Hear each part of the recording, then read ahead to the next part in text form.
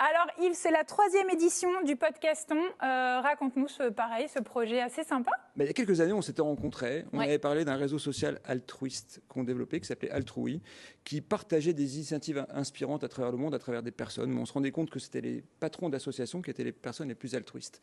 Et donc, ce qu'on a décidé de faire, c'est qu'on a créé une opération qui s'appelle le Podcaston, qui met en avant les associations qui viennent parler de leur association au micro pour donner l'actualité, la genèse du projet, ce qu'ils feraient s'ils avaient de l'argent et quels bénévoles ils ont besoin. Et en fait, on a regroupé ça, le marathon du podcast. On a fait une première édition qui faisait partie du réseau social altruiste, Altrui, et il y avait 370 podcasteurs qui ont invité autant d'associations.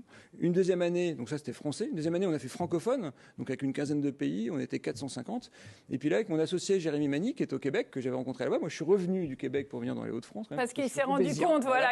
L'émission débat me manquait, je me suis dit, il faut que je revienne pour écouter. Et là on a lancé une édition internationale. Et là, j'ai les derniers chiffres pour toi Emma, c'est important. On est en avant-première, pas loin de 1700 podcasts qui vont participer avec autant d'associations, avec 47 pays. Un podcasteur du Maroc s'est inscrit ce matin. Et du 15 au 21 mars, ils vont diffuser un épisode spécial dédié à l'association sur tous les médias qui existent via le site podcaston.org. On verra peut-être le lien. Oui, bien sûr. Oui.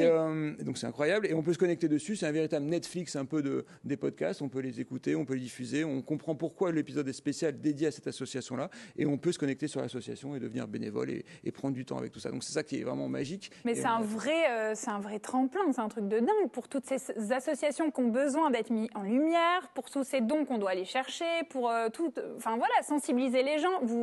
Là, on explose le truc, quoi. Génial, on leur donne une autre dimension. C'est comme avec toi avec le replay, on peut tout le temps regarder Emma. C'est bien replay. ça, d'ailleurs. Et donc nous, les podcasts, par rapport à ça, on peut les écouter sur notre plateforme toute l'année. Et donc il n'y a jamais assez de temps pour donner du temps, de l'argent ou du temps de soi-même. Et donc on écoute tout le temps ces podcasts tout au long de l'année. Et c'est ça qui est génial. La plateforme reste ouverte et on peut à chaque fois cliquer pour découvrir une association, que ce soit la plus grande, les Restos du Cœur. Oui, voilà, où ils sont beaucoup plus nombreux.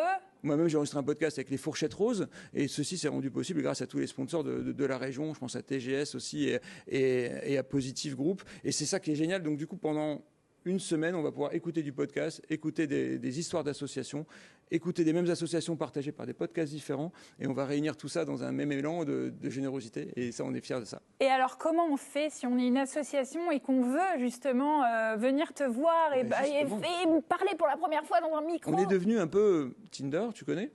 Non. D'accord. Pas du tout. En fait, on crée le lien. Il y a des associations qui n'ont pas de micro. Et donc, ils viennent s'inscrire en disant on aimerait bien être au micro pour raconter notre belle histoire. Et à l'inverse, on a des podcasteurs qui disent on n'a pas trouvé d'association qui répondent un peu à la ligne éditoriale que l'on a, mais on peut un peu déroger. Donc, on cherche vraiment aussi. Donc, j'appelle tout le monde à venir sur le site du Podcaston. Et si vous êtes une association, inscrivez-vous. On va vous trouver un micro. Et si vous êtes un podcasteur et vous êtes un micro, on va trouver l'association qui correspond bien. Et c'est ce maillage qui fait, comme aujourd'hui, tous les deux tout à l'heure, Laurent, on a réussi à se connecter. Et c'est ça la magie de l'opération. Mais là, international, les podcasts américains, suédois, africains, des marocains, enfin c'est fou. Et donc ça arrive de partout, et donc on va pouvoir écouter ça en anglais et en français partout dans le monde, et c'est ça qui va être génial pour cette 3e édition. J'imagine même pas la 4e édition. Jérémy va me dire ok, qu'est-ce qu'on va faire, mais voilà.